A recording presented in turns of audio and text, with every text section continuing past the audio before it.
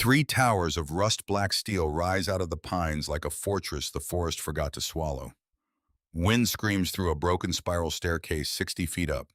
Somewhere below, a girl's boots stop dead in the dirt. An old iron key sits heavy in her pocket. A door hasn't opened in 3 years. Because someone locked this place on purpose. Because someone left $10 between a stranger and a fortune nobody was supposed to find. The lock groans, doesn't turn. Wind picks up. Sun drops lower behind the third tower, the one nobody has opened yet. Somewhere inside, something waits that will turn a 19-year-old orphan into an heir and turn one family's silence into a war. The key turns halfway. Metal screams. The door begins to move. Josephine Reeve turned 19 on a Tuesday. No cake, no candles, just a manila envelope and a woman named Carol standing in the doorway with a clipboard saying the words every kid in the system waits to hear and dreads at the same time. "You're free to go, Joe." Free, like it was a gift. She packed in 11 minutes, a duffel bag, 2 flannel shirts, a photograph of a mother she barely remembered curling at the edges from being touched too many times. And the envelope, heavy for its size, heavier than paper should be. She didn't open it in the office, wouldn't give them the satisfaction. Waited until she was 3 blocks away sitting on a bus bench that smelled like rain and old cigarettes before she tore the seal. A letter? A hand-drawn map ink faded to rust, and a single line at the bottom that made her stop breathing for a second. To claim what is yours, pay the outstanding tax. $10. Go to Kestrel Hollow. $10. She read it twice. Because that had to be a typo. Because nobody inherits land for $10. Except maybe land nobody wants. Except maybe land that's more curse than gift. She folded the letter along its old creases and put it back in her pocket like it might disappear if she stopped touching it. The bus ride took 6 hours. 6 hours of watching the city thin out into strip malls, then farmland, then nothing. 6 hours of her own reflection ghosting over the window arguing with her. This is stupid, Joe. This is somebody's idea of a joke. Except the letter had her name on it. Josephine Reeve, spelled right. Which meant somebody had known she existed. Somebody had planned this before she'd even left that office. By the time the bus dropped her at the edge of a town called Kestrel Hollow, the light was doing that low gold thing, stretching shadows out long across a single main street. A hardware store. A diner with a hand-painted sign. A law office wedged between them like an afterthought. Reeve and Associates of the window read, except the paint was peeling on the second word, like even the sign wasn't sure the firm still existed. She stood there a long moment, read her own last name on a stranger's door, felt something crawl up the back of her neck. Reeve. Not a coincidence. Couldn't be. The lawyer's name was Harold Bell, old enough to have handled her grandfather's affairs, old enough to look at Joe like he was seeing a ghost walk in wearing a duffel bag. "You have his eyes," he said. Just that. No hello. Whose eyes? Elias Reeves. He said it like the name cost him something. "You're his granddaughter."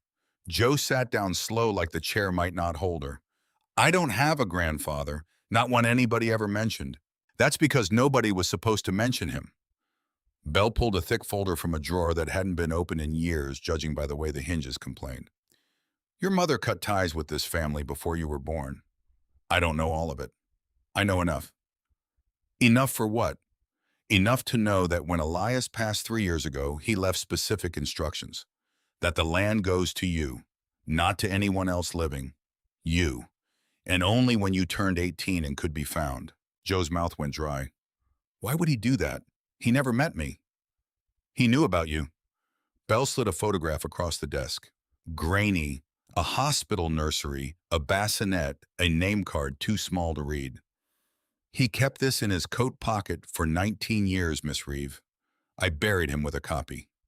She stared at the photo until her eyes burned. Didn't blink. Wouldn't. Because if she blinked, she might cry. And she didn't cry in front of strangers. Hadn't in years. "There's someone else who should have inherited," Bell said carefully. "Ruth Calloway, your aunt, Elias's daughter." Joe's head snapped up. "I have an aunt." "You do. And she is not going to be happy about this." Bell closed the folder like he was closing a door on something dangerous. "Ruth was named executor originally. Elias changed that 15 years ago, right after something happened between them that broke the two of them clean in half. He didn't formalize the change all at once, though. Kept the old paperwork sitting in a drawer for over a decade like a man who couldn't decide whether he meant it. It wasn't until he got sick 4 years before he died that he finally had it notarized. Made it legal. Made it permanent. Why would he wait that long? Belle's jaw tightened. That's not my story to tell. Ask Ruth, if she'll talk to you. Joe sat with that for a moment. A family she never knew. A grandfather who kept her photograph like a secret prayer. An aunt who'd been erased slowly over 11 long years by a man too proud to say what he meant until his own body forced his hand. The letter said $10 each, she said finally. For land, that's not possible. It's possible when the counties had the parcel marked as abandoned improvement for over a decade. Back taxes on unused structures, not on the land value itself. Belle almost smiled. Almost. The land, Miss Reeve, is not the point. Wait until you see what's on it. The walk from town took 2 hours. The road gave out into gravel, then into dirt, then into nothing but a deer trail winding up through birch and pine that hadn't seen a saw blade in generations. Joe followed the map with her thumb pressed against the paper like it could steady her hands. The light was going amber, then bruised purple when she came around a ridge and stopped so hard her boots skidded in the dirt. Because there, rising out of the trees like something that didn't belong on this earth, stood 3 towers. Not a cabin, not a barn. 3 grain silos, each easily 60 feet tall. Steel skin gone, the deep rust orange of old blood joined at the top by a skeletal steel bridge that caught the last light like a spine stretched between 3 ribs. A spiral staircase wound around the nearest tower, hand-welded, half-swallowed by ivy that had crawled up 2 full stories. Round window ships' portholes, actual brass-rimmed portholes, were cut into the steel at odd uneven heights, glass either shattered or fogged with decades of grime. It looked like a fortress, or a shipwreck that had somehow washed up 60 miles from any ocean and grown roots. Joe didn't move. Couldn't. This isn't real, she thought. This can't be real. People don't live in things like this. People don't leave things like this to 19-year-old girls with duffel bags and $10. Except it was real. Standing right in front of her, catching the dying sun in its rusted seams like it was breathing. She walked closer. Her boots crunched over a carpet of dead leaves and rusted bolts scattered like the towers had been shedding pieces of themselves for years. Up close, the scale of it swallowed her. She had to tilt her head all the way back to see where the 3rd tower vanished into a canopy of darkening sky. An old iron key sat heavy in her jacket pocket. She'd been carrying it since Belle pressed it into her palm at the office, saying nothing, just watching her face for a reaction he clearly expected and got. The door, a heavy, riveted steel hatch, more submarine than farmhouse, was set low in the base of the center tower. Joe fit the key into a lock gone green with age. It didn't turn. She tried again, jiggled it, cursed under her breath. Great. Perfect. 19 years old, alone in the middle of nowhere, locked out of a haunted steel castle that apparently belongs to me. 3rd try, something gave. A groan of metal, deep and reluctant, like the whole tower was clearing its throat before it let her in. The door swung open into darkness. She should have waited for morning. Should have gone back to town, found a motel, come back with a flashlight that had actual batteries in it instead of the dying one rattling around in her bag. Except she couldn't. Because something about standing outside that door so close to an answer she'd waited 19 years without knowing she was waiting made walking away impossible. The flashlight beam caught dust first, then shapes, then the full dizzying scale of what was inside, and Joe forgot how to breathe.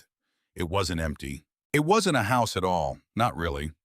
The ground floor of the center tower opened up into what could only be called a workshop, a vertical cathedral of 1 steel catwalks ringing the curved walls at 3 different levels, connected by ladders, and that same hand-welded spiral stair she'd seen outside. Workbenches lined the base, still cluttered with tools gone orange with rust. Blueprints, dozens of them, pinned to every available surface edges, curling ink faded but legible. Gears, pulley systems, something that looked like the skeleton of a water turbine, half-assembled, frozen mid-thought, like whoever built it had simply walked away one day and never come back. Who were you? Joe whispered, and her voice came back to her off the curved steel walls, small and strange. She climbed, because she had to, because standing still in that space felt like drowning in a question she needed answered. The second level held drafting tables, rolls of paper stacked to the ceiling, a cot in the corner, blankets moth-eaten, but still folded with military precision like the man who'd slept there had never once in his life left a bed unmade. The third level, the top of the tower where the steel bridge connected out to its two silent siblings, was where she found the crate. Small, wooden, sitting square in the center of the floor like it had been placed there and waited. Waited years. Waited for exactly this moment, this girl, this flashlight beam cutting through decades of dark. Joe knelt. Her hands were shaking. She told them to stop. They didn't listen. Inside mason jars. A dozen of them, maybe more, packed edge to edge. And inside the jars, tight rolled and yellowed bills. More cash than she had ever seen outside of a bank commercial. More than the group home's entire yearly budget, probably. More than she could count without her vision blurring. She sat back on her heels. The flashlight beam trembled against the curved wall. This is it. This is the thing everyone warned you about. Too good to be true. Somebody's going to walk through that door any second and tell you this was all a mistake. Except nobody came. Under the jars, wrapped in oilcloth, gone stiff with age, was a leather journal. Joe's fingers found it before her mind caught up to what she was doing. She opened it to the last written page, and there in handwriting that slanted hard to the right, urgent like the man writing it, was racing something. If you are reading this, then the county did its job, and the years did theirs, and you have found your way up here against every reasonable instinct a person should have. Good. You'll need that instinct. The money is not the inheritance. I need you to understand that before you understand anything else about me. Money spends itself into nothing. What I am leaving you is the tower and the tools and whatever is left of the work I never finished. That is the real thing. That is what survives you. I am sorry I was a coward. I am sorry it took a lawyer and a locked door and $10 in back taxes to bring you here instead of my own two hands while I still had them.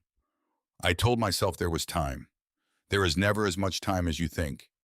There is someone else who should know you exist. My daughter Ruth. I failed her long before I failed you. If she comes looking, and she will, please listen before you decide what she is to you. E.R. Joe read it 3 times. The 4th time her vision blurred too badly to finish, and she let the journal fall shut against her knees. A grandfather who kept my photo in his coat pocket for 19 years, who built 3 towers out of grain silos in the middle of nowhere, who left me money in mason jars like it was nothing, like it was an afterthought, and told me the real gift was rust and steel and unfinished work. And an aunt he failed. Who's coming? Outside, the wind picked up and the whole tower groaned around her. Steel flexing, settling, breathing like something enormous, exhaling after holding its breath for 3 long years. Morning came gray and cold, and Joe woke stiff on the workshop floor. Jacket balled under her head, the journal still clutched against her chest, like it might float away in the night. She spent the first hours just walking the towers, counting rooms, finding things. A pantry stocked with jars of preserves gone dark with age. A hand pump well built into the base of the 3rd tower, water running clear and shockingly cold when she finally got it working. Tools she didn't have names for, yet hung on the walls in outlines her grandfather had painted himself, so that every hammer and wrench had a shadow of its own shape waiting to be filled. By mid-morning, hunger drove her back down toward town, and that was when she met Maggie Doyle.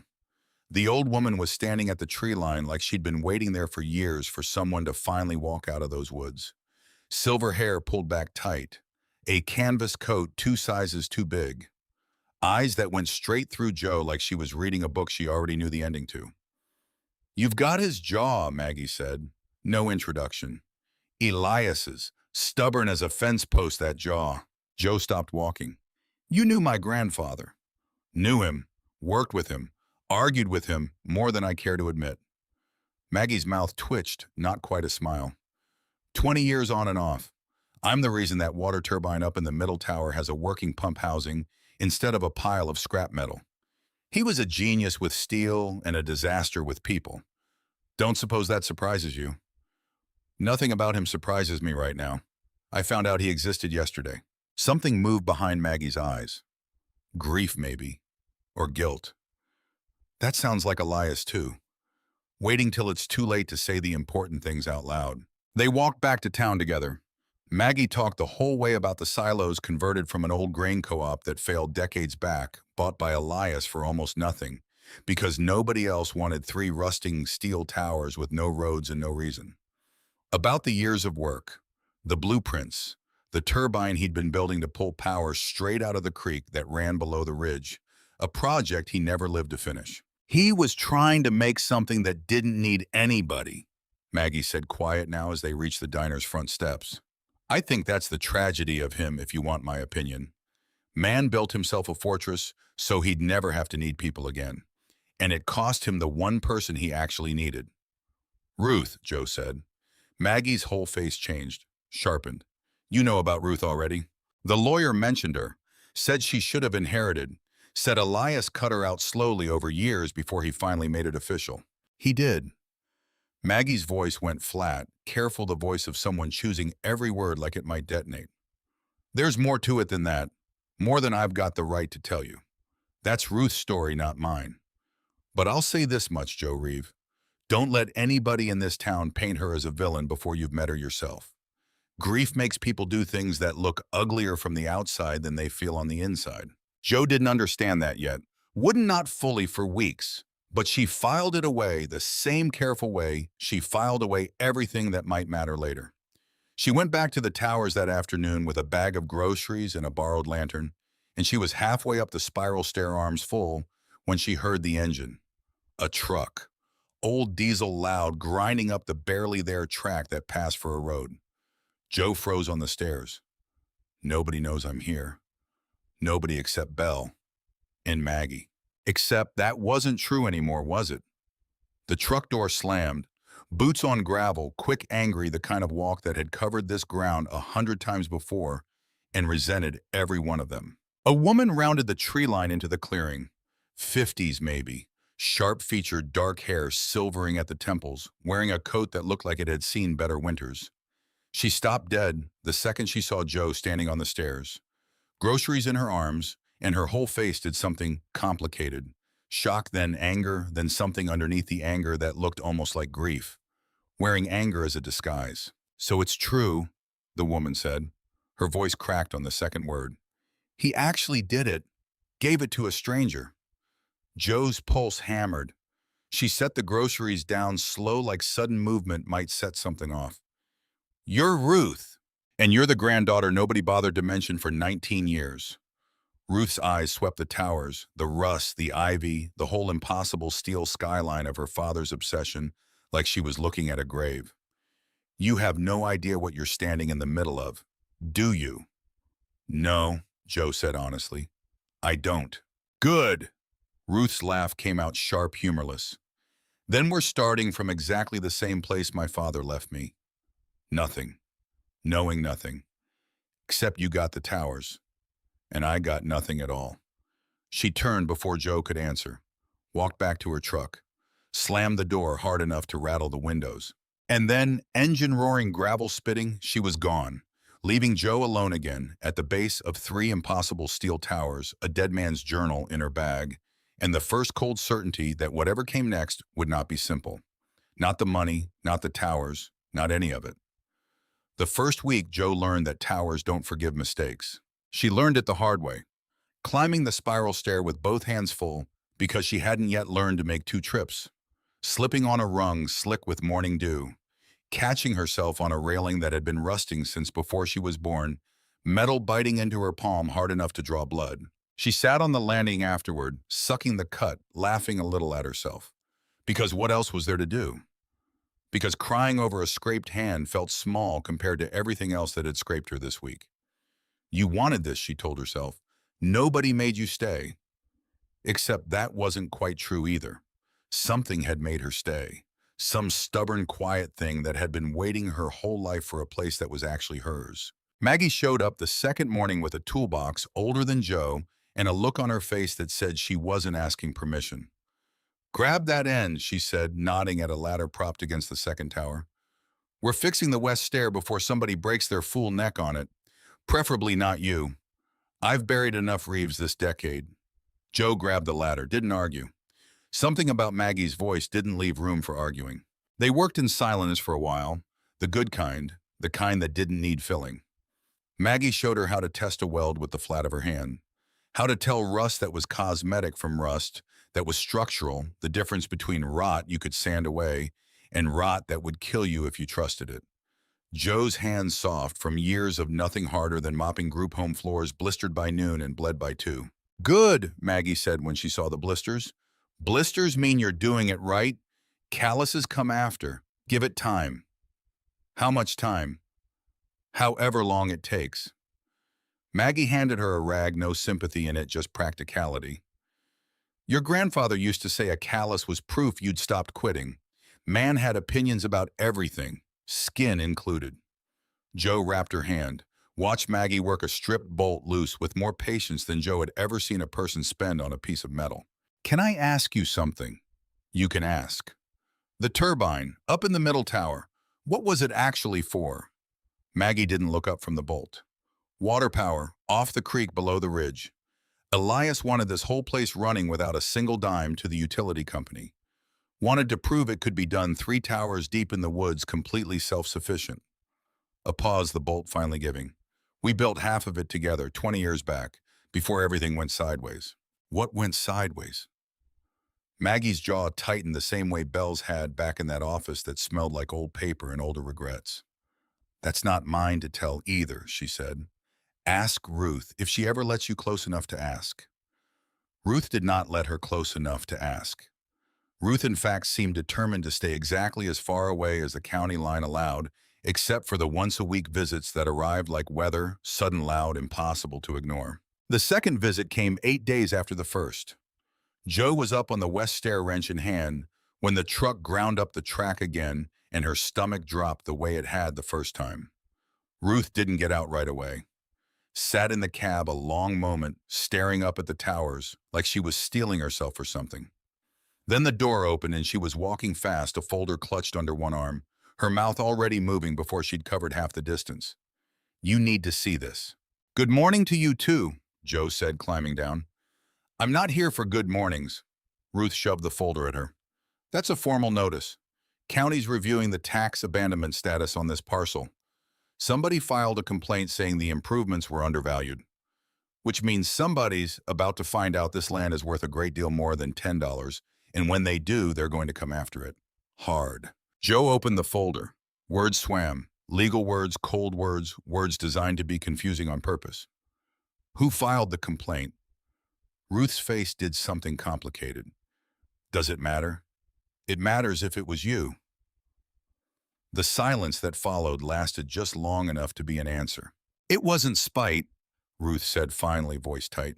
I need you to understand that.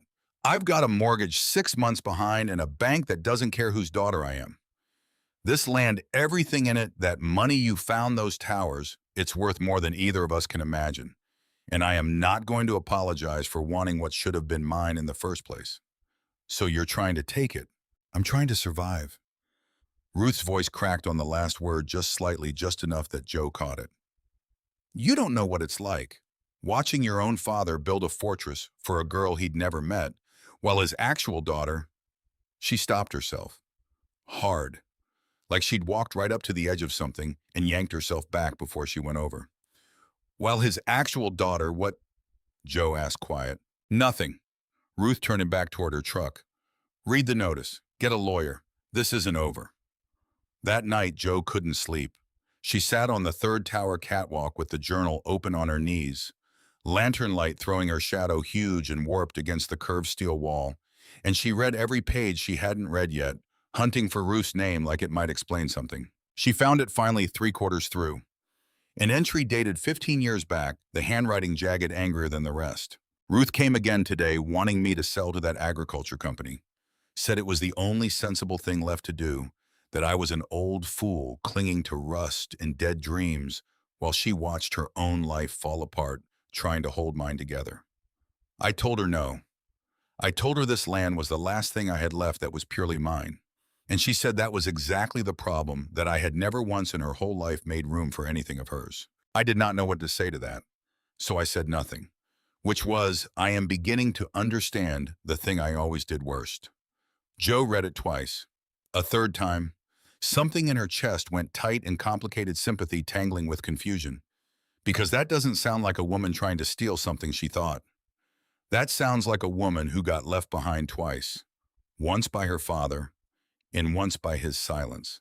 Except knowing that didn't make the legal notice in her bag any less real. Didn't make the mortgage Ruth mentioned the desperation underneath her anger any less dangerous. Which means I have to figure this out fast, before this turns into something neither of us can walk back from.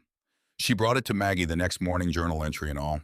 Maggie read it standing at the workbench, glasses pushed low on her nose, and when she finished, she was quiet a long moment before she spoke. He never told her the whole reason he pulled away, Maggie said finally.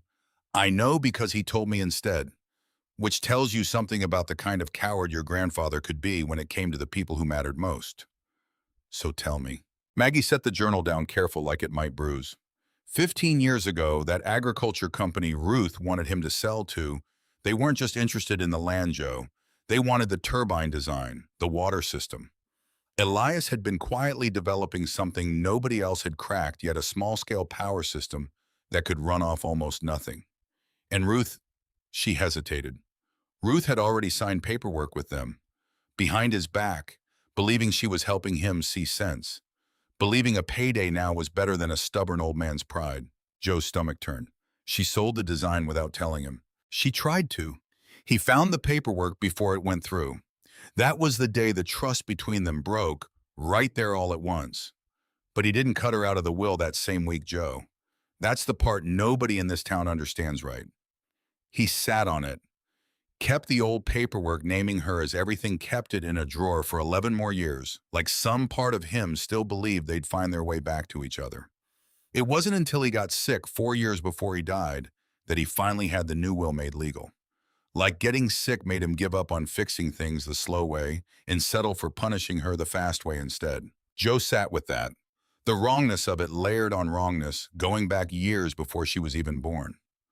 11 years of an old man holding a door half open, too proud to walk through it, too guilty to close it. And then at the end, closing it anyway. He punished her for being scared. And then he died before either of them could fix it. And now it's landed on me. A war I didn't start in a house I didn't know existed a month ago. Does she know you know? Joe asked. No. Maggie's eyes were steady sad. And it's not my place to tell her I do. That's between you two now. Whether you want it to be or not. The third tower kept its secrets longer than the other two. Joe had left it for last, told herself it was because the door was rusted worse than the others, because the lock fought her every single time. The truth was simpler and harder to admit. Something about that tower felt different, heavier, like it was holding its breath the same way she was. It took her 4 days to force the door. 4 days of prying, oiling, cursing at hinges that had fused solid with age until finally on a gray afternoon, with rain coming in sideways off the ridge, the door gave with a shriek that echoed up through all 3 towers at once. Inside dust hung so thick in the flashlight beam, it looked like fog. Unlike the workshop, unlike the drafting floor, this tower had been a home. A real one. A narrow bed, a dresser, a child's drawings faded almost to nothing, pinned along one curved wall, crayon suns, crayon houses, a stick figure family of 3, standing in front of what might have been meant as these very towers. Joe's throat closed. Ruth's, she thought. These are Ruth's. She climbed higher past the bedroom up to where the tower narrowed toward its peak. And there, in a space barely large enough to stand upright, she found a steel filing cabinet bolted straight into the floor, like whoever put it there never wanted it moved. Locked. Of course it was locked. It took her 20 minutes and a crowbar borrowed from Maggie's toolbox to force the drawer, and when it finally gave, what spilled out wasn't cash. Wasn't blueprints. It was a second will. Older than the one Belle had shown her. Dated from before the falling out, entirely before any of it. And this one left everything, every acre, every tower, every dollar to Ruth. No conditions. No mention of a granddaughter nobody had met yet. Joe sat on the cold floor and read it twice, hands shaking harder than they had the night she'd found the money jars. This changes everything. Except there. Tucked behind the will, a single folded page handwriting different from the rest of the journal. Shakier. Recent. I am ashamed to admit I kept this instead of destroying it, the same way I kept everything I should have let go of years ago. This was my true will once. Before the paperwork with that company, before the anger, before I let one betrayal erase 20 years of being her father. I told myself I would fix things with Ruth eventually and tear up the new documents myself when I did. 11 years I told myself that. I ran out of time before I ran out of pride. If you are reading this granddaughter I never met, then you understand now what I could never bring myself to say to my own daughter's face. That I was wrong. That grief and pride make old men do cruel permanent things to people who only ever wanted to be forgiven. Do with this what you think is right. I trust you more than I ever trusted myself. Jo folded the page against her chest and sat very still in the dark rain, drumming against 60-year-old steel, while somewhere below her in a tower full of tools and half-finished dreams, the ghost of a stubborn old man waited to see what she'd do next. She didn't tell Ruth right away. Told herself it was strategy. Told herself she needed a lawyer and needed to understand what an unfiled unrevoked will actually meant legally before she went and upended a woman's entire understanding of her own father's love or lack of it. The truth was simpler. She was scared. Because if she showed Ruth that will, there was no controlling what came next. Ruth could take everything. Could walk away with the towers, the land, the turbine, all of it, and Jo would be exactly where she started, 19 alone, with nothing but a duffel bag and a photograph. Except that's not actually the thing you're afraid of. A small, stubborn voice in her said one that sounded uncomfortably like her grandfather's handwriting. You're afraid of doing what's right and finding out it costs you everything anyway. She sat with that fear for 3 days, worked through it the way Maggie had taught her hands busy mind quiet one bolt at a time. And on the 4th day, the county notice came due and everything accelerated at once. The letter arrived by certified mail carried up the 2-hour trail by a postal worker who looked deeply unhappy about the hike. Jo signed for it with hands that already knew somehow that this was the moment everything tipped. The county had ruled. The land's valuation was being reassessed effective immediately based on the documented improvements, the towers, the workshop, everything Elias had built. Back taxes recalculated at true market value were due within 60 days. Not $10, $41,000. Jo sat on the tower steps with the letter in her lap and did the math in her head 3 times, hoping each time she'd gotten it wrong. She hadn't. The mason jars counted and recounted over the past weeks held generous, careful, life-changing money. Just not that much. Which means she thought, panic climbing fast and cold up the back of her throat, whoever filed that original complaint didn't just want to scare Ruth into a payday. They wanted the county to force a sale. Because land under tax default gets auctioned, and anyone can bid, including, she realized with a jolt that stole her breath entirely, an agriculture company that 15 years ago had already tried once to get its hands on Elias Reeves' turban designs. They'd never stopped watching. They'd just been waiting for the old man to die and the land to destabilize enough to make its move. Jo stood up so fast the letter slid off her lap into the dirt. I have 60 days. I have a will that might not even be legal anymore. I have an aunt who thinks I stole her inheritance and doesn't know I'm holding proof her father regretted every second of pushing her out. And somewhere out there, a company that wants what's inside these towers badly enough to force a 19-year-old orphan into a courtroom to get it. She looked up at the 3 towers, rust glowing faintly gold in the last of the afternoon light. Steel bridge stretched between them like something out of a dream, too strange to be real. Okay, she thought, and for the first time since she'd stepped off that bus, the fear in her chest cooled into something harder, something closer to resolve. Okay.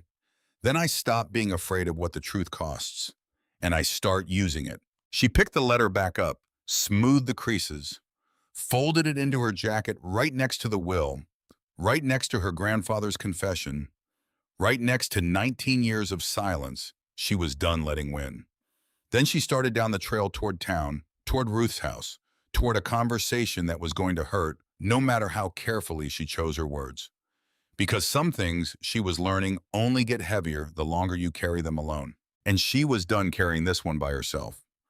Ruth's house sat at the end of a street lined with houses that all looked a little tired, a little behind on their paint, and Joe stood at the mailbox a long moment before she made herself walk up the path. You can still turn around, she thought. You can mail the will, let a lawyer handle it, never have to watch her face while she reads it. Except that was exactly the kind of silence that had started this whole mess. She knocked before she could talk herself out of it. Ruth opened the door, already frowning, like frowning was just the shape her face defaulted to these days.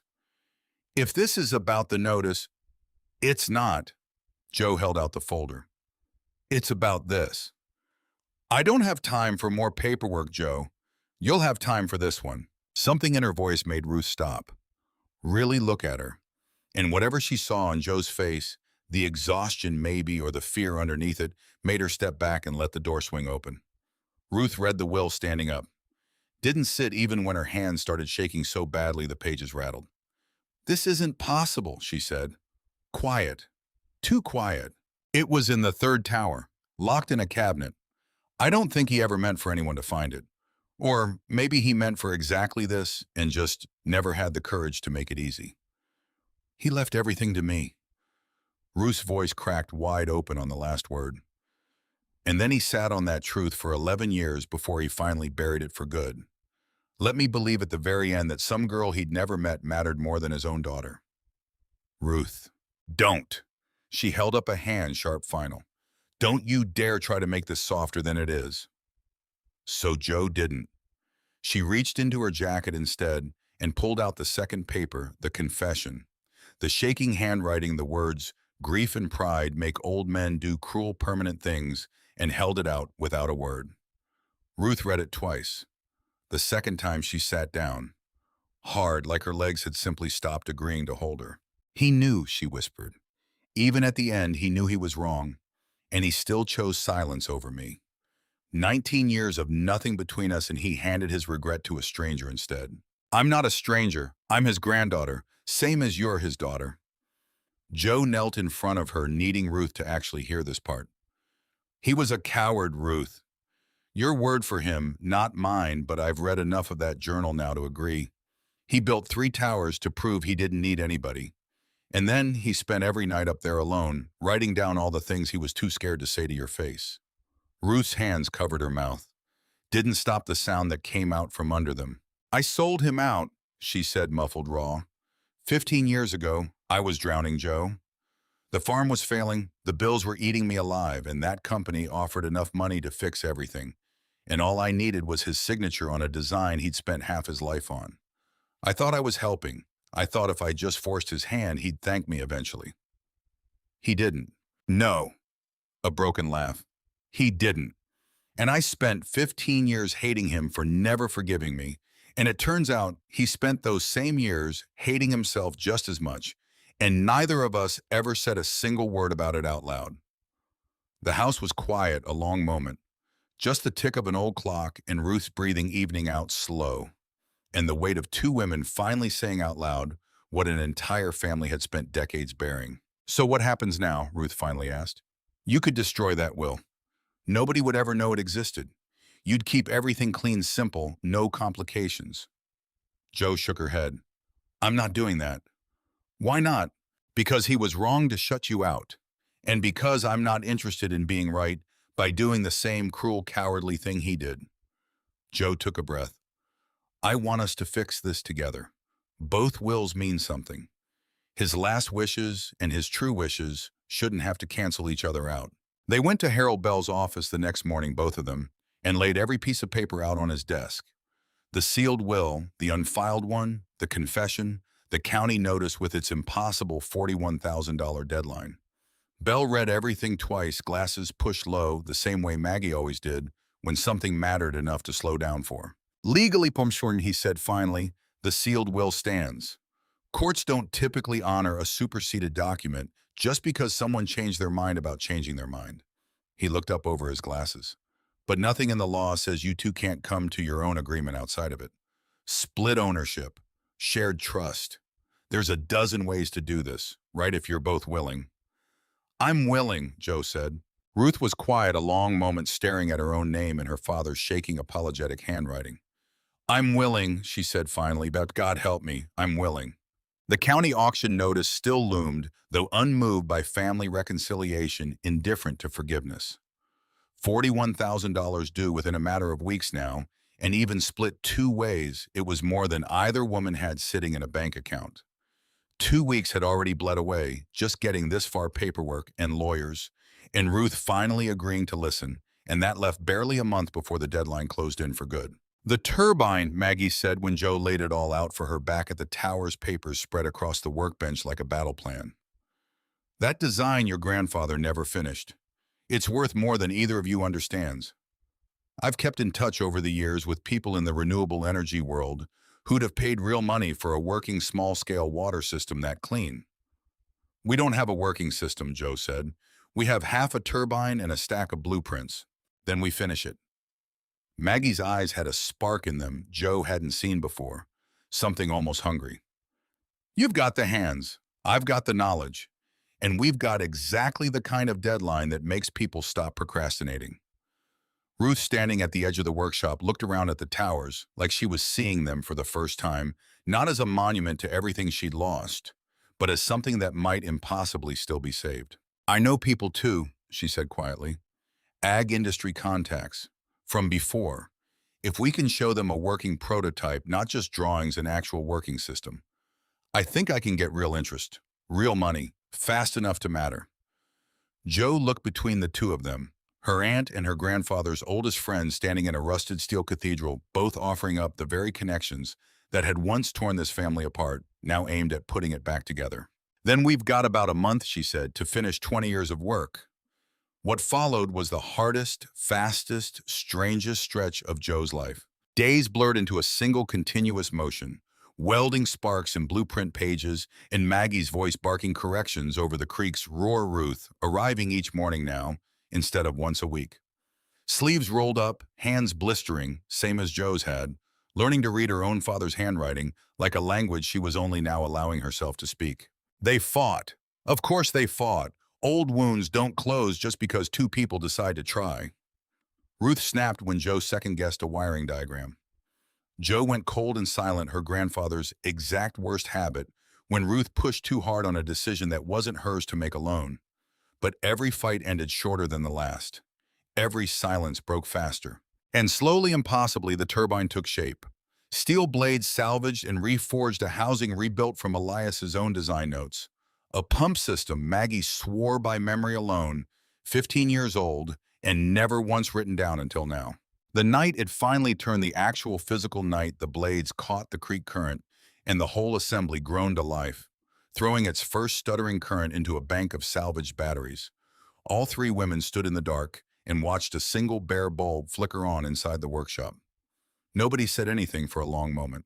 Then Ruth, of all people, started laughing, a real laugh, wet with tears, shaking loose something that had been locked tight in her chest for 15 years. He'd have hated that it took two women and his granddaughter to finish it, she said. He always thought he had to do everything alone. Maybe that's exactly why he left it unfinished, Joe said softly. Maybe some part of him knew he needed the help he never asked for.